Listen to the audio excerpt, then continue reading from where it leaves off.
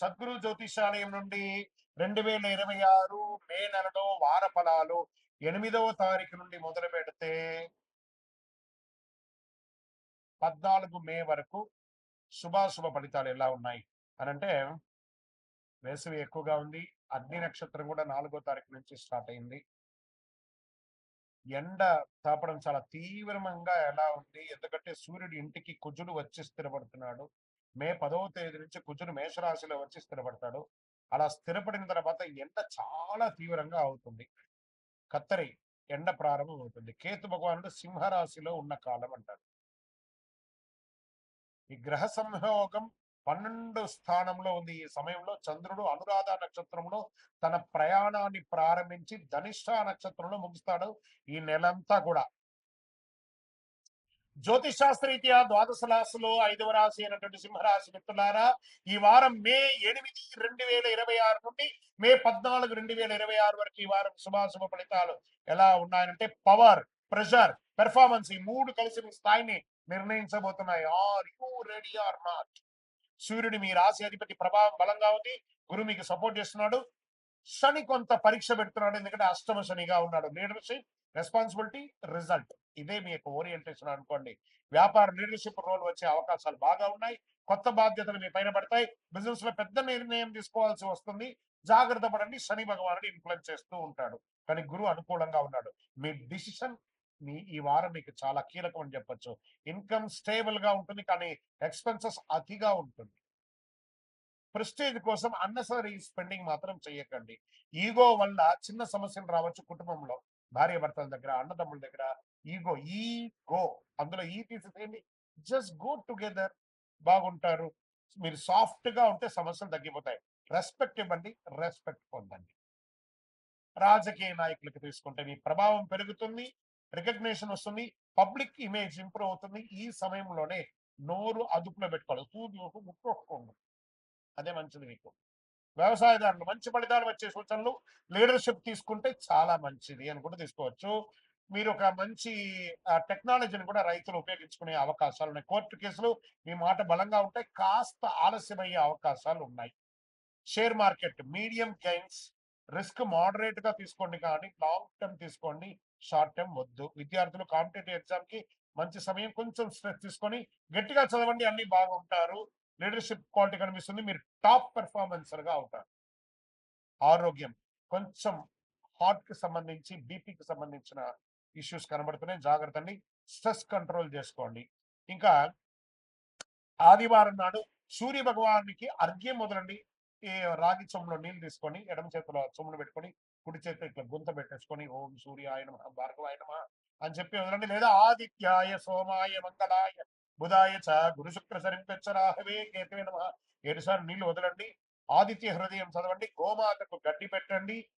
ఇవి చేస్తే చాలు, పవర్ ప్లస్ క్లారిటీ అద్భుతంగా వచ్చేస్తాయి.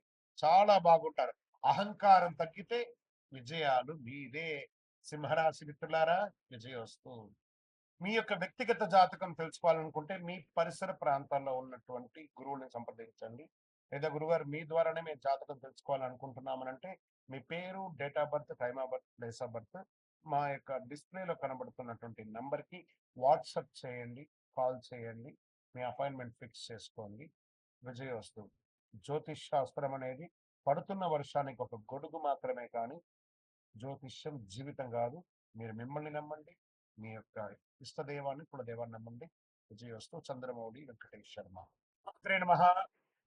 సద్గురు జ్యోతిషాలయం నుండి ఒక అద్భుతమైనటువంటి ఒక సబ్జెక్ట్ తో మీకు ముందుకు వచ్చాము.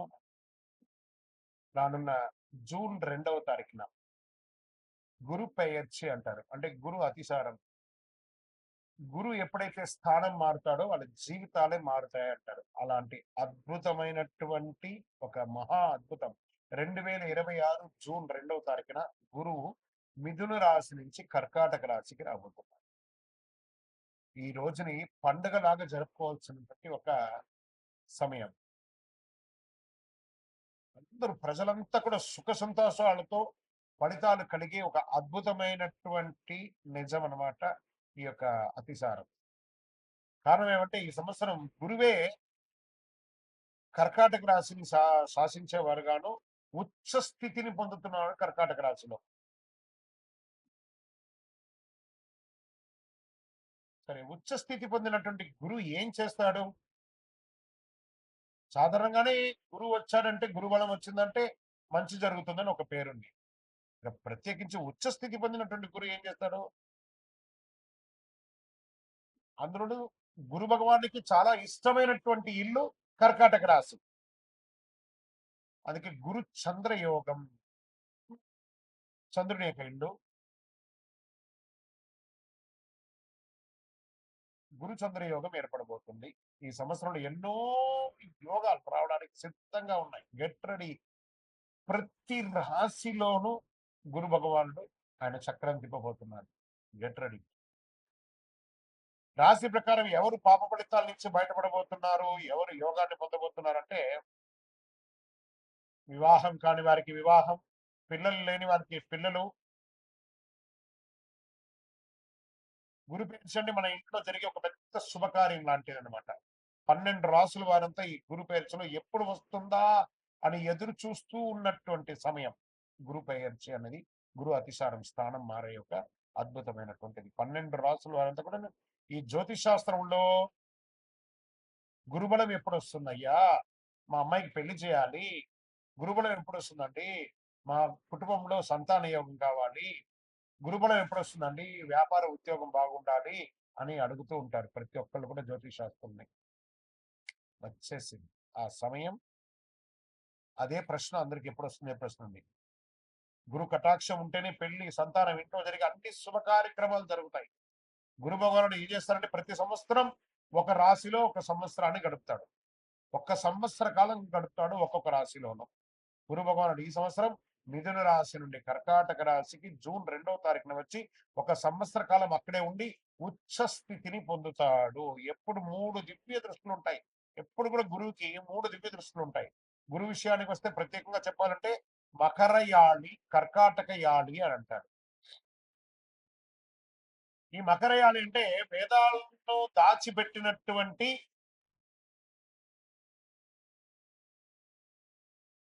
స్థలం అని కూడా అర్థం. హిరణ్యాక్షుడు అనే రాక్షసుడు ఏం చేశాడంటే వేదాలను తీసుకెళ్లి భూమిని కూడా తీసుకెళ్లి భూమాతను దాచిపెట్టేశాడు. పురాణంలో చెప్పబడుతుంది మకరయాళిలో. ఆ వేదాలను దాచిన స్థలాన్ని మకరయాళి అని, వేదాలను వెలుగులోకి తీసుకొచ్చినటువంటి దాన్ని కర్కాటక యాళి అంటారు. అదే కర్కాటక రాశి. అందులోనే గురు భగవానుడు ఇప్పుడు రాబోతున్నాడు. అంటే ఏదైతే నష్టం ఉందో దాన్ని బయటికి తీసుకొచ్చేది ఎవరైనా ఉన్నారంటే అది కర్కాటక రాశి. ఆ కర్కాటక రాశిలోనే గురు భగవానుడు రాబోతున్నాడు. అలాంటి కర్కాటక రాశి గురువు ఉచ్చస్థితి పొందినప్పుడు ఏమవుతుందంటే, జ్యోతిష్ శాస్త్రంలో ఉచ్చస్థితి పొందడం కూడా ఇదే మొదటిసారి కర్కాటకంలో. అది చంద్రుని ఇల్లు. దాన్ని గురుచంద్ర యోగం కూడా అంటారు.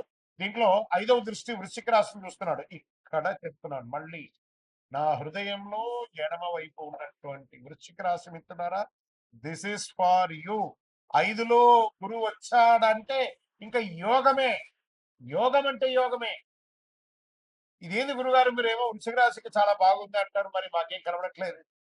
ప్రయత్నం చేయండి. జూన్ 2 తర్వాత చూడండి. పట్టిందల్లా బంగారం. జాక్పాట్. ఈ ప్రపంచంలో ఎవరన్నా వృశ్చిక రాశి వాళ్ళు ఉన్నారంటే వాళ్ళు నా దగ్గర జాతకం చెప్పించుకోవాలి. అంత యోగం జరగబోతుంది. 5లో గురువు మీ జీవితంలో ఒకే ఒక్కసారి వస్తున్నాడు. ఇక్కడ ఆయనకు 3 చూపులు ఉన్నాయి. 5, 7, 9.